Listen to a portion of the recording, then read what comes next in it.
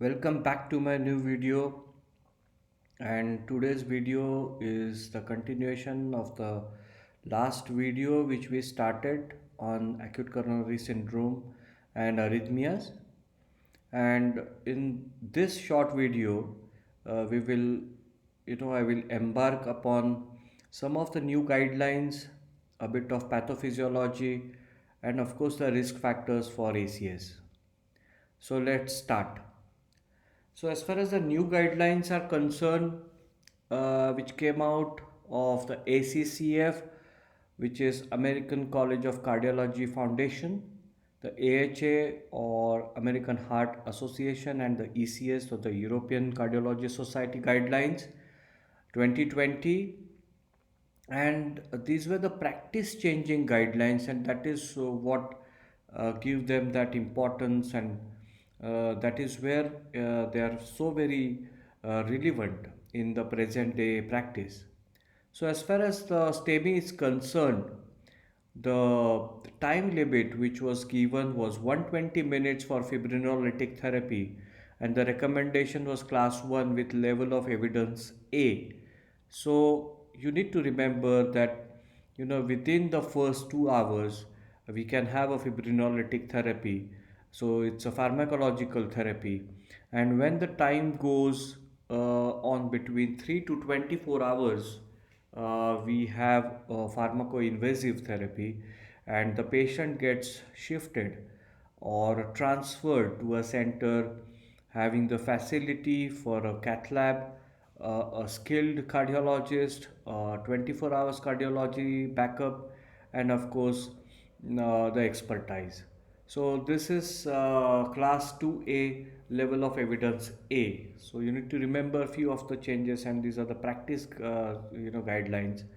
As far as the hypothermia is concerned, where you have a VFVT cardiac arrest, we need to have an immediate angiography followed by angioplasty if it is required. So remember that this is also a class 1 and level of evidence B. So it's a very high level of evidence and a very high class of recommendation.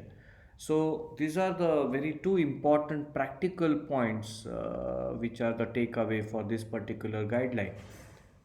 As far as the thrombolytic agents are concerned, and these are the very classical drugs which every medical student should know by heart. So, starting from Altiplase, which is a TPA, in the dose of 15 milligram bolus, followed by 50 milligrams, which is given over 30 minutes, and then, of course, 35 milligrams, which is given over another hour. So, of course, it is a fibrin specific uh, agent, followed by Retiplase, which is recombinant plasminogen activator, and it is given in the dose of 10 units and then 10 units bolus, which is given 30 minutes apart. Tenecteplase, the dose is 0.5 milligrams per kg with a maximal dose of 50 milligrams as a bolus. And of course, streptokinase, which needs to be given as a standard 15 lakh units or 1.5 million units to be delivered over 30 to 60 minutes. So these are the four agents which needs to be remembered as far as the treatment of STEMI is concerned. So these are the key changes to the ACS practice guideline. So IABP, if you can see that from class 1, it has changed to class 2 or level of evidence B. So IABP is clearly, as you could see, is this class which has come down. Aspirin with either prasugrel or ticagrelor, which is preferred over clopidogrel, has class 1 and level of evidence A. To limit the risk of bleeding, there is of course introduction of NOAC plus aspirin plus P2Y12 inhibitor, which will decrease the mortality, and this will have an evidence of class 1 and level of evidence C. So these are another three very salient changes which one needs to understand and remember. As far as unstable angina or non-STEMI is concerned, of course, prasugrel or ticagrelor with level of evidence B and class of recommendation as 1.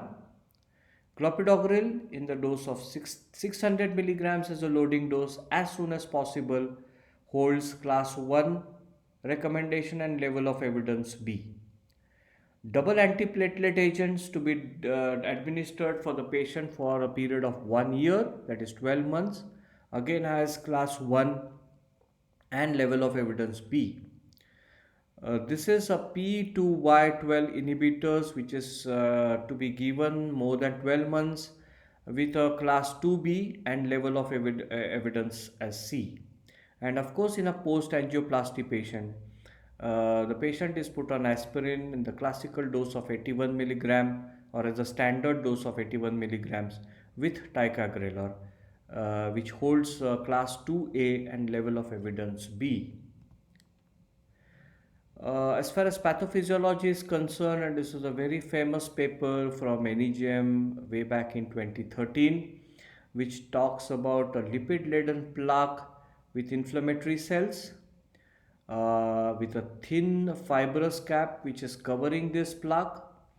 There is a plaque rupture, and of course, there is a formation of fibrin and platelet-rich thrombus. So, this is probably a slide or a diagram which we need to remember as far as the pathophysiology of ACS is concerned. And this is the BINOCA or the myocardial infarction non-obstructive coronary arteries, where if you have vasoconstrictor stimuli or a dysfunctional endothelial and a smooth muscle cells, they may have something called as a non-obstructive ATS, where there is a proximal or a distal spasm, and some of them can have plaque erosion or fissure, and few of them can have plaque fissure, giving rise to something called as a white or red thrombus. So this is just you know a depiction of what exactly happens at the cellular or the vascular level. So some of the risk factors and the standard risk factors like diabetes or metabolic syndromes, CKD, smoking, lack of sleep forms or constitutes an important set of risk factors. Of course, the oral contraceptives will increase the risk of NMI, NSAIDs, and of course the dialysis patients can have a risk of non-STEMI ACS. As far as the other risk factors are concerned, psoriasis forms an important risk factor for NMI, and as you can see that the ACS, VT and VF, the post ACS, VT and VF also has some risk with reperfusion injury, and this needs to be remembered that they carries that risk factor.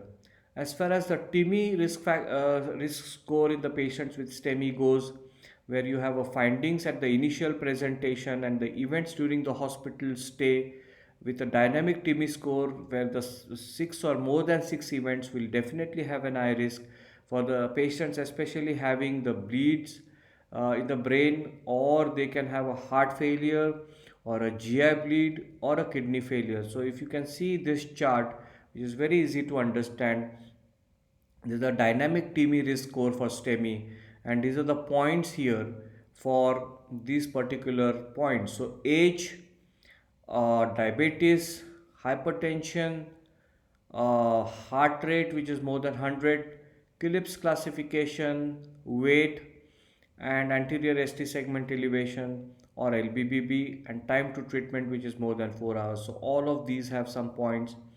Of course, there is the risk factor in the form of dyslipidemia, the raised troponins, and of course ventricular fibrillation. So you can see here the recurrent myocardial infarctions, stroke, major bleeding, congestive heart failure, arrhythmias, and renal failure. So you need to remember this dynamic TIMI risk score assessment for STEMI or for major adverse cardiac events, and that is what the MACE stands for. So this is it for now, my friends, and in the next short video we will discuss the remaining aspects of ACS, and of course arrhythmias. So that's all for now. Bye bye. Take care.